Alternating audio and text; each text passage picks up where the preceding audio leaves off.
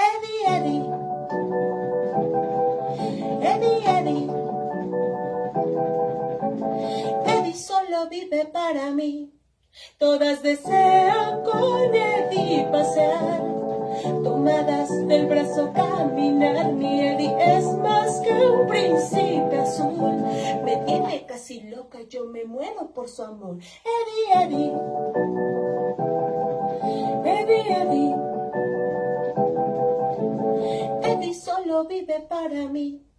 Bailando el twist, mi Eddie es un primor, cantando ni decir de su voz, deja a las chicas locas de pasión, la envidia las consume cuando Eddie viene a mí. Eddie, Eddie, Eddie, Eddie, Eddie, Eddie, Eddie solo vive para mí. No solamente la carne se congela, se puede estar vivo y mantenerse inmutado en el silencio, el anonimato o la ignorancia. Cuando uno menciona a su madre es inevitable relacionar el abrazo con mucho calor, y metido en ese lío realmente lo necesitaba.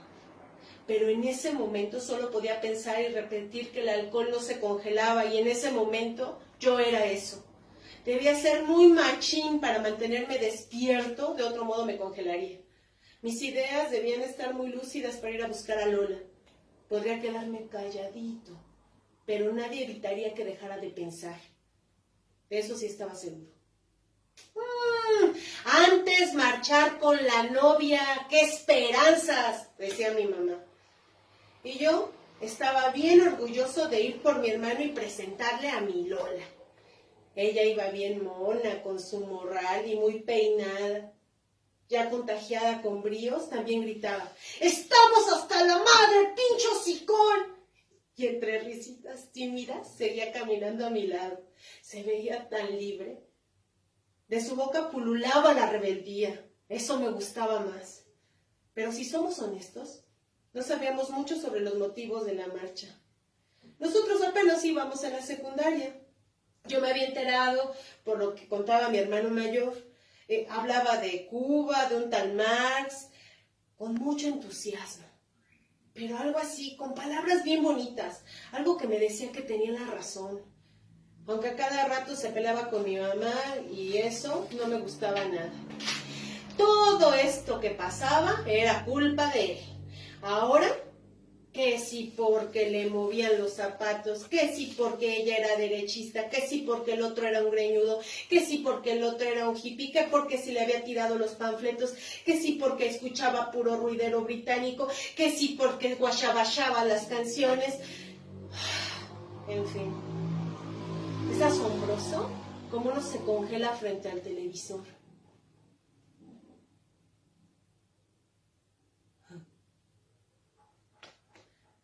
La vida y la envidia ajena pasan sobre nuestros ojos y las hacemos propias. Me había pasado que tenía grandes ideas y las quería anotar para que no se me olvidaran, pero luego decía: después de este comercial ya no apunto. Y quizás ya se me habían olvidado. Creo que eso sí tiene razón Alberto, mi hermano mayor, porque veo cómo a mi madre se cautiva con las novelas y ni qué decir sus amigas de la canasta, la pura momisa. A las 5:50 salen corriendo de la casa para llegar a prenderle al capítulo de la novela y mienten decorosamente diciendo que tenían mandados pendientes o que mañana hay que levantarse temprano. Creo que eso de la caja idiotizadora es bien cierto, doloroso pero bien cierto. Por ejemplo, salió una convocatoria para llevar a la chica más bonita que portaría la antorcha en el recorrido final de las Olimpiadas. Y yo ahí bien creído, ahí anduvo duro y dale con la Lola para que me acompañara, para que la eligieran. Y ahí me veía como el novio orgullosote ante toda esa chusma, presumiendo a la novia y terminando el recorrido y haciéndole a la antorcha. Ahí andaba yo. Sea como sea, los gachos de la telera me volvieron a engañar, me la creí, me convencieron, me lanzaron la carnada y ahí voy que la pesco. Hasta que Lolita me agarró del pescuezo y me dijo, ay, ya, mira, tarugo, si con trabajos me dejan salir a la tienda, ¿qué me van a estar dejando ir a la convocatoria? Pues sí, ¿verdad? Estaba bien contento. Me la iba a llevar a que conociera a mi hermano. Lo malo es que sus papás no sabían de mi hermano. Pero bueno, era una mentirilla piadosa. Bueno, más bien, no les avisamos, o sea que omitimos. Me daba tanto orgullo verla caminar a mi lado. Se podría decir que era la libertad y su mejor representante. O sea, mi musa, mi inspiración. Aún no la besaba. Y planeaba hacerlo al llevarla a su casa. Vivía una nueva era. Y lo más importante, ya tenía novia. Las Olimpiadas se dignaron a tocar este país subdesarrollado y yo estaba muy motivada. Las mujeres parecían espaciales, estrambóticas en la calle y se vestían tan chulas. Parecía que uno desfilaba entre musas llenas de flores y colores. Amor y paz. ¿Qué se le puede pedir a una aborrecente de secundaria? Mi visión hacia la especie femenina en todo su poder. Me gustaba todo eso que pasaba. Ahora yo era parte de la vitrina mundial, por así decirle, y tendría algo que contarle a mis hijos. La moda era hablar y pasear en la luna, visitar Marte. Estaba a la vuelta de la esquina. El rock, todo estaba in. Por ejemplo, Lola ya me había dicho que estaría in pasear en la luna. En pocos años, ¿qué tal si cuando cumplimos nuestras bodas de plata? Órale. Tal vez en esos años, viajar al espacio ya sería algo tan posible como irse de vacaciones o subirse al metro. Me acuerdo cómo me gustaban las piernas de Irma Serrano y las de Angélica María. Un día que se la canto derecho a la Lola y que se lo confieso. Entonces la condenada, cada que salía de la escuela, se atoraba 10 centímetros de la falda con unos segurotes y le dábamos la vuelta al parque, para así dejarme ver sus piernecillas. Creo que lo más caliente que se me ocurre en este momento es acordarme de Lola. Bueno, si es que no quiero morir aquí. Debe pasar algo concretito, como decía el Alberto, para ir a buscarla.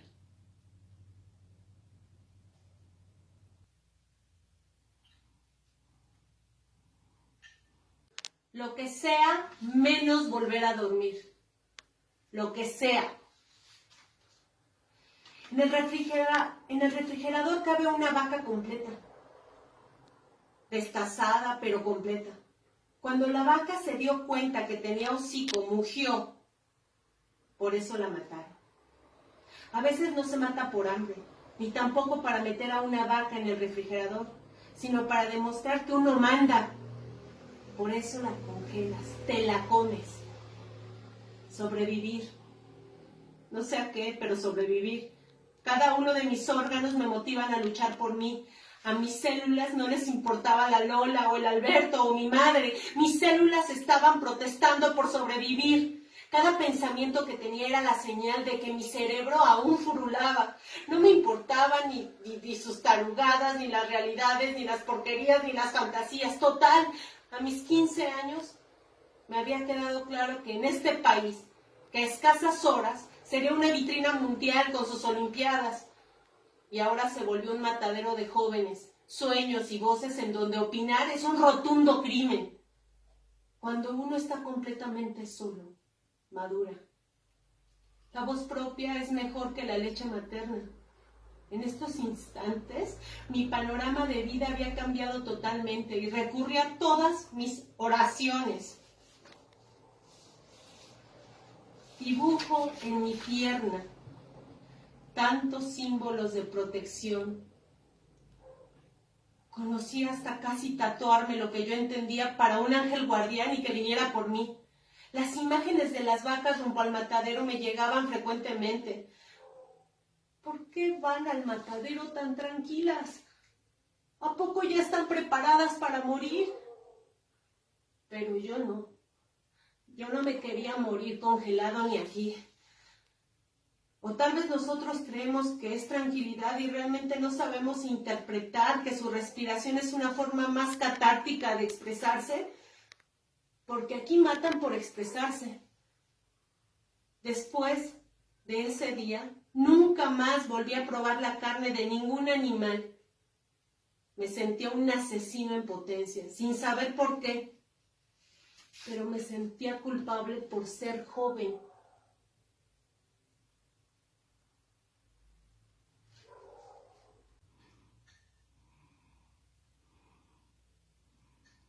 Recogí a Lolita y nos fuimos marchando con todos. Nos veíamos jóvenes, pero también había niños y mamás que acompañaban a los universitarios. Yo trataba de buscar a Alberto, pero no lo veía. El movimiento era muy aguerrido, sus gritas cimentadas entraban en mi cuerpo con una fuerza que me motivaban. Me sentí un verdadero imbécil por mi antiguo intento de llevar a mi novia a ser edecán como parte de las Olimpiadas. La estafa estaba ofreciendo como una estafa, como una sirvienta para los extranjeros. No me había dado cuenta hasta esa marcha. ¿Cómo un país con un problemón así iba a recibir a puro extranjero? Me quedé pensando. Estaba bien que fuéramos malinchistas, pero no a tal grado. Era pan y circo, como todos gritaban. Sí, estaba abriendo los ojos, con la diferencia que ahora ningún par de piernas me había convencido. Estaba marchando con datos verídicos. Ese movimiento en mí era mejor que cualquier artimaña televisiva. Me sorprendía.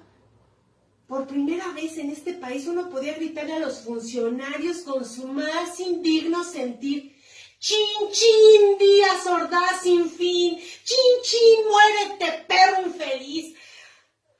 Llegando a Tlatelolco, me di cuenta que todo el orgullo de mi ser, Alberto estaba ahí, y era uno de los lectores.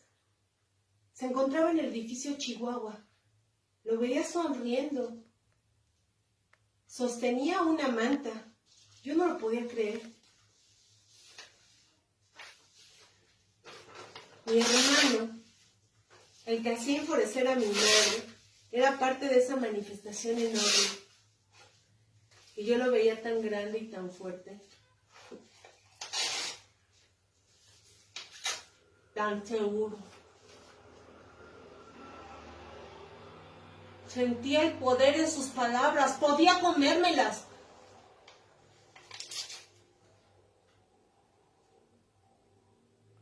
Me daba pena saludarlo. Yo era un escuincle.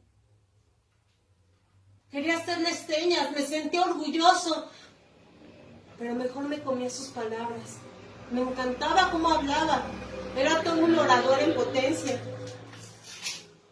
Yo se lo mostraba a Lolita para que viera que aquel era mi hermano, el que estaba ahí era mi hermano. Y yo no le podía decir a nadie que era mi hermano. Pero por si las dudas, gritaba con más ánimo, con más fuerza mientras me comía sus palabras.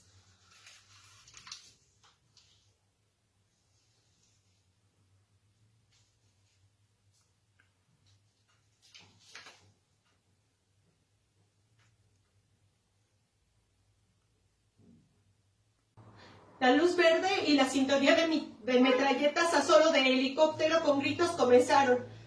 La corredera me tomó por sorpresa. Uno no está preparado para eso. Tomé a la Lola de la mano y corrimos en círculos porque no sabíamos a dónde ir. Un policía por piedad, humanidad o no sé por qué dijo: ¡al piso, al piso, al piso! Nos tiramos. Y cuando pudimos, nos arrastramos hasta levantarnos. Pero el hombre tomó a Lolita del brazo y ella parecía aturdida. Lo siguió y corrieron. Casi estoy segura que no se dio cuenta. Y yo estoy seguro que ni siquiera supo quién la agarró. A lo mejor lo confundió conmigo. No lo sé. No lo sé, pero rezaré por eso. Lo que sea, menos volver a dormir.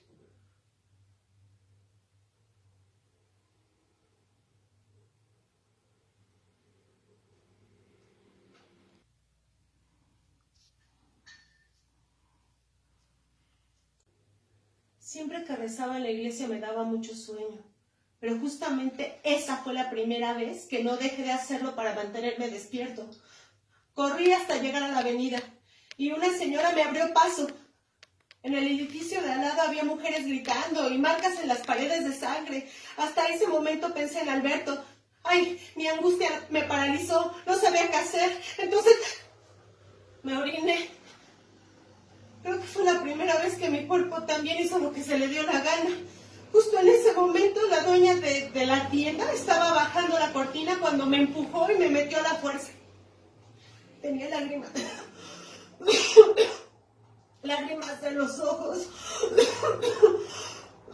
Y tosía por la pólvora. Estaba muy angustiada. Se agarraba la cabeza y decía, ¡ay, Dios mío! ¡Ay, Dios mío! Mientras tanto sacaba los jamones y las cremas del refrigerador, colocándolas en un guacal. Se dio cuenta que me había orinado. Me pidió que me quitara el pantalón y yo lo hice. Y los metió en el boiler para que se quemaran. El ejército estaba ahí.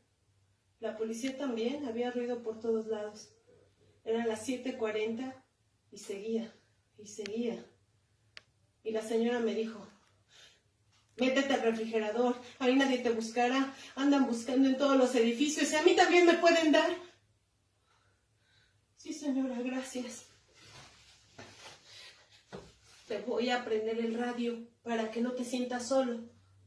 Después me advirtió, si prendo el refrigerador, es señal de que ellos están aquí y pase lo que pase, no te vayas a salir, lo que sea, menos no te vayas a salir.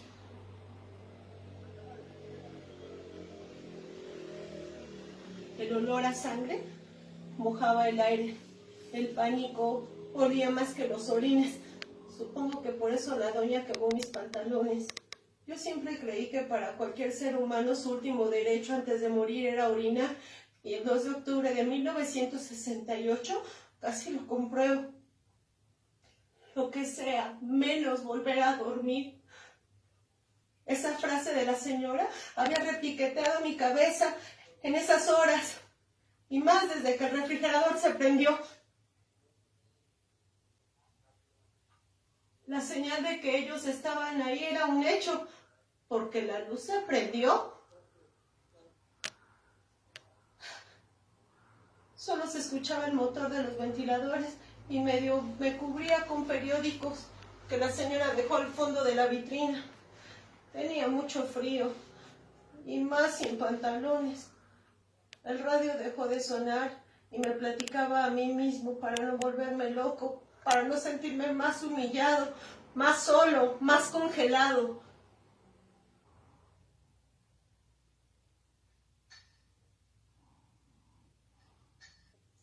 ¿Qué delito se comete pensando? ¿Qué delito se comete siendo joven?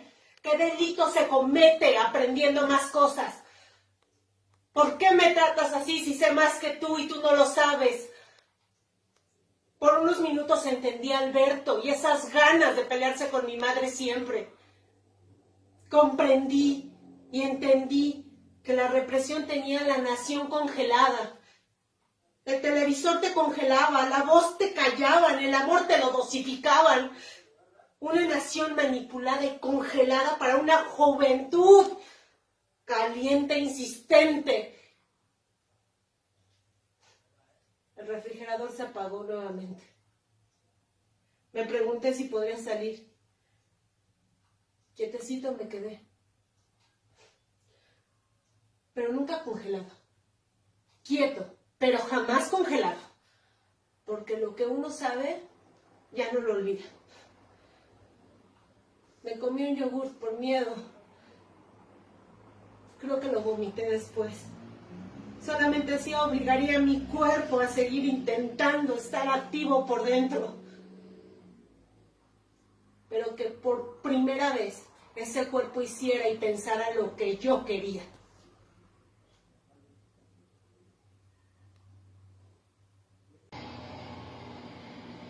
La puerta del refrigerador se abrió y no podía escuchar nada porque mis latidos no me dejaban. De repente la señora llegó, me sacó y me dijo: vete, muchacho, han venido esos asquerosos. ¿Los escuchaste? No. Suerte para ti, porque esas voces no las olvidaré jamás. Limpié sus asquerosidades. Y mientras decía eso, metí un par de guantes blancos en el boiler para quemarlos. Parecía que la mujer también quería disolverse en el fuego de esos guantes blancos. Tomé mi cuerpo y salí corriendo. Me fui, pero no sabía dónde. No sabía si correr a buscar a Alberto o ir por mi Lola. ¿Qué tenía que hacer? Mientras sentía el piso y su trote, me iba dando cuenta que Alberto podía defenderse solo. Entonces quise ir a buscar a mi Lola, correr, buscarla, encontrarla, y me fui derechito para su casa, para encontrarla y hallarla, aunque volteaba a ver y las calles estaban limpias. Toda la porquería la habían limpiado con aserrín. Parecía que no había pasado nada. Pero aunque yo había estado congelado, yo sabía lo que sabía. Y eso no se olvida.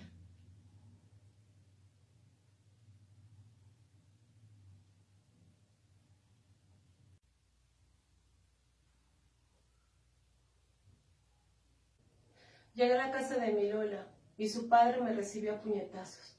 No había de otra. No le contesté ninguno de los golpes. Pues después de hacerlo pasar una noche de angustia, pues me lo merecía, ¿no? Me dejó medio tirado en la banqueta hasta que doña Doloritas fue por mí. Me incorporó limpiándome los mocos con mucha angustia y me preguntó: ¿en dónde está mi hija? ¿Pero cómo? ¿No ha llegado aquí?, le pregunté desesperado. No. He tenido todo tipo de pensamientos toda la noche. No los puedo explicar. ¿En dónde está mi hija? Le conté todo. Me acompañó a mi casa para saber sobre Alberto. Tal vez él entre la gente la había encontrado. Pero eso era casi un milagro porque no se conocían. Sin embargo, mi héroe no podía fallarme en estos momentos. Cuando llegamos al departamento encontré a mi madre colgando el teléfono y con voz amarga me dijo: ¡ay, tu hermano está en Lecumberri, por revoltoso! Me derrumbé, lo confieso.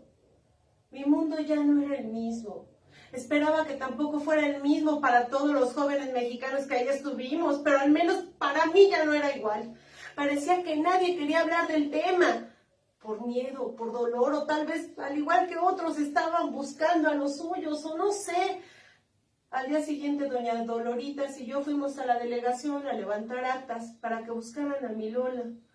La respuesta era siempre la misma: en cuanto tengamos algún dato nos comunicamos con usted, ceñito.